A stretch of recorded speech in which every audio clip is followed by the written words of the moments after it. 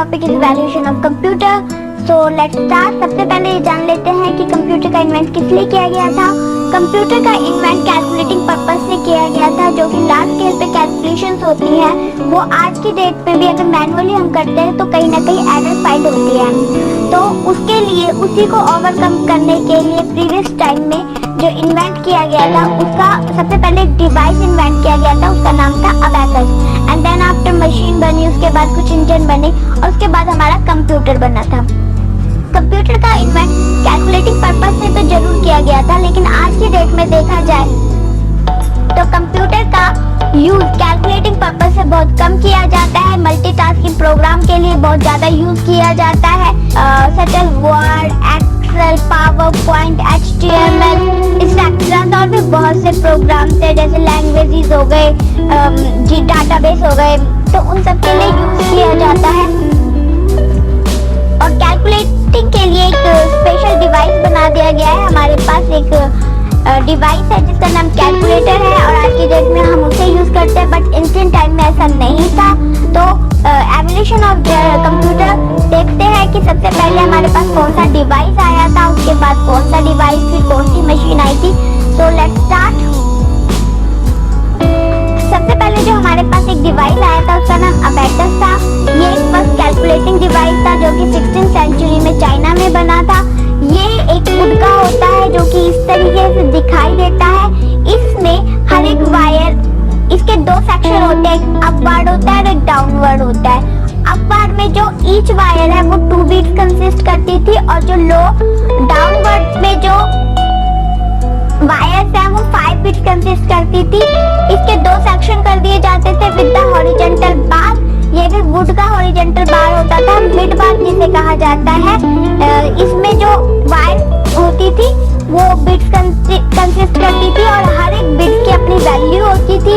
यहाँ पर वैल्यू इस तरीके से काउंट होती थी 1, 10, 100, 1000 सो ऑन। एंड जब हमें काउंटिंग करनी होती थी 1, 10, तो यहाँ पर जो अपवर्ड की जो बिट्स होती थी वो एक डाउन हो जाती थी, इससे हम काउंटिंग कर पाते थे।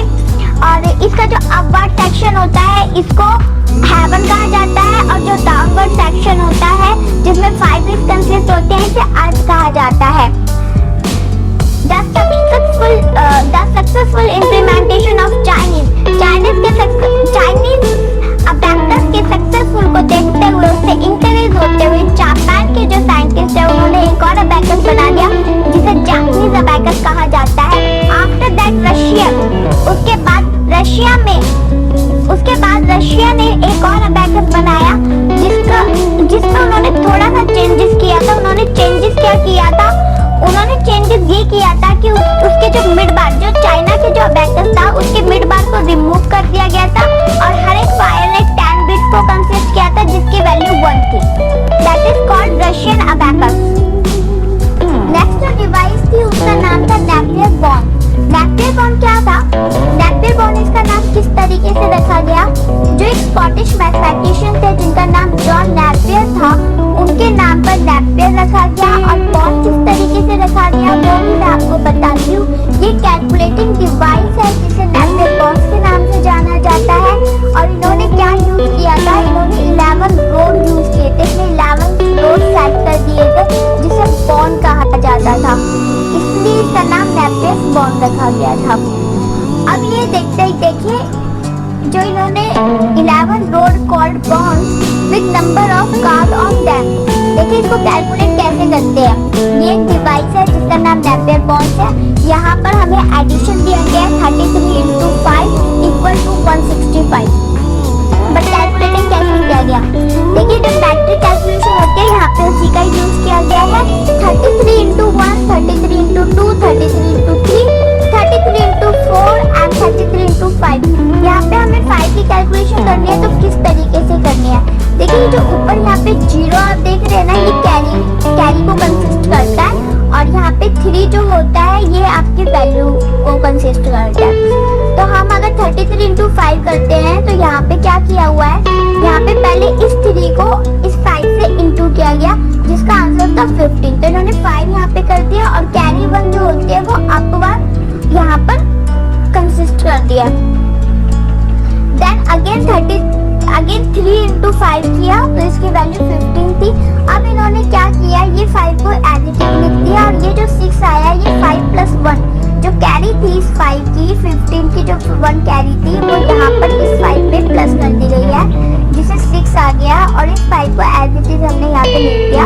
सो 33 into 5 इक्वल टू 165। इस तरीके से इसमें हम कैलकुलेटिंग करते थे। नेक्स्ट है हमारा पास्कल लाइन। ये एक मशीन है, ये कोई डिवाइस है। इससे पहले जो हमने दो पढ़े थे वो डिवाइस थे।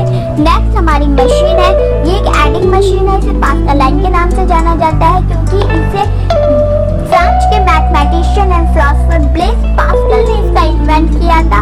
1642 में इसका इन्वेंट हुआ था जो एडिशन सब्सट्रैक्शन को रिपीट करते हैं, एडिशन कर सकते हैं, सब्सट्रैक्शन कर सकते हैं इसमें।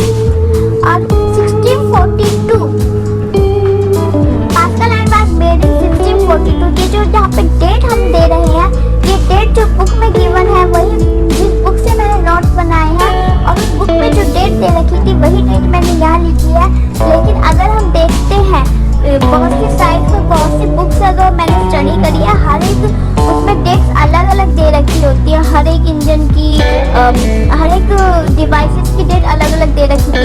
तो मैंने जिस बुक से नोट्स बनाए हैं उसमें जो डेट गिवन थी वही डेट मैंने यहाँ पे लिखी है।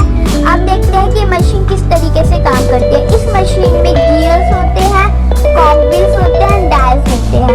ठीक है, ये मशीन वर्क कैसे करती है, जो कि ओडोमीटर होते हैं हमारे कार के और स्कूटर के, सेम उसी तरीके से वर्क करती है। इसकी स्पीड बहुत ज्यादा हाई है as a comparison to manual device जो अब तक इससे पहले इन्वेंट हो चुके थे।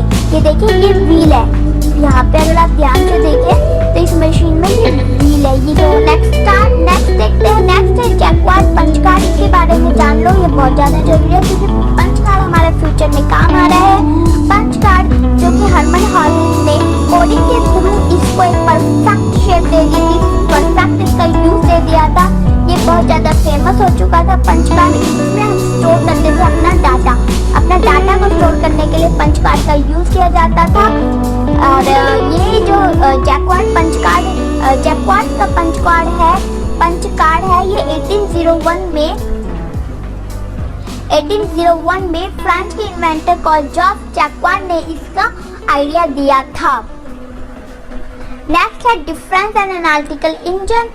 इन the 19th century Charles Babbage जो कि एक इंग्लिश मैन थे, इन्होंने एक मशीन को डिजाइन किया था जिसका नाम था डिफरेंस इंजन। इन्होंने एक्चुअल में दो मशीन बनाई थी, दो इंजन बनाए थे। पहला था डिफरेंस, दूसरा था एनालिटिकल। डिफरेंस इंजन में जब उन्होंने बनाया तो उन्होंने कुछ कमियां फाइंड की, उसको ओवरकम करते हुए उन्होंने एनालिटिकल इंजन बना दिया था। अब हम अगर बात करें चार्ल्स बेबेज की, तो who is Charles Babbage? Charles Babbage is the father of computer. उन्हें फादर ऑफ कंप्यूटर क्यों कहा जाता है? चार्ल्स बेबेज ने क्या कंप्यूटर बनाया था? नहीं, चार्ल्स बेबेज ने कोई कंप्यूटर नहीं बनाया, फिर भी उन्हें फादर ऑफ कंप्यूटर कहा जाता है। क्यों? क्योंकि उन्होंने एनालिटिकल इंजन नाम का एक ऐसा इंजन हमें दे दिया था जो कि आज की डेट में भी कंप्यूटर में यूज किया जाता है, जो कि डाटा को स्टोर करने के लिए यूज किया जाता है। बड़ी से बड़ी calculation with in high speed हमें देती है। तो इस तरीके से उन्होंने जो इंजन हमें बना के दिया था, उस इंजन की वजह से ही उन्हें फादर ऑफ कंप्यूटर कहा जाता है।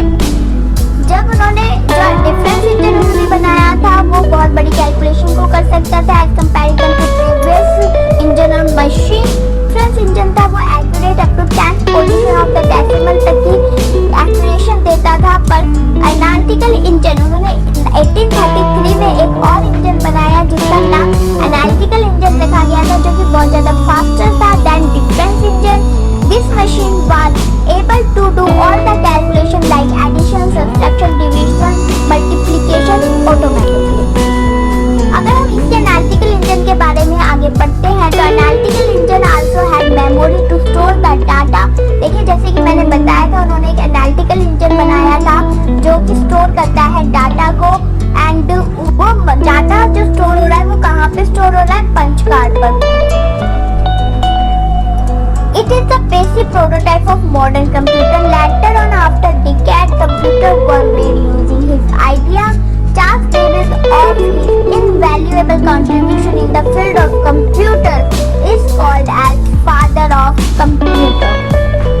Next है हॉलरिक मशीन, पंच कार्ड मशीन। ये जो मशीन आप देख रहे हैं ये हॉलरिक मशीन और पंच कार्ड मशीन है, जो कि हमने प्रीवियस पढ़ा था।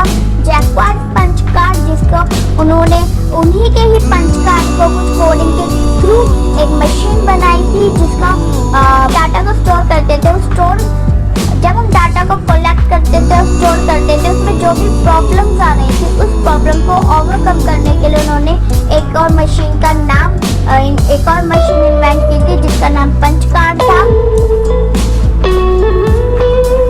The code devised by Hallwig to represent data in punch card is known as Hallwig code। और सबसे ज्यादा इंटरेस्टिंग बात ये है कि जो Hallwig थे, जो यूएस में गवर्नमेंट सर्विस के बाद उन्होंने एक कंपनी स्टार्ट की थी, उस कंपनी को आज की डेट में IBM के नाम से जाना जाता है। नेक्स्ट है हार्वर्ड मार्क 1। ये एक फर्स्ट इलेक्ट्रोमैकेनिकल कंप्यूटर था, जो कि डेवलप किया गया था डॉक्टर हार्वर्ड एकन के थ्रू। और कौन सी यूनिवर्सिटी में? हार्वर्ड यूनिवर्सिटी में, and produced by IBM in the year 1944। This computer was named as Automatic Sequence Control Calculator, also Harvard Mark I computer. It was quick, fast machine and could add 220-digit number in a span of about 5 seconds.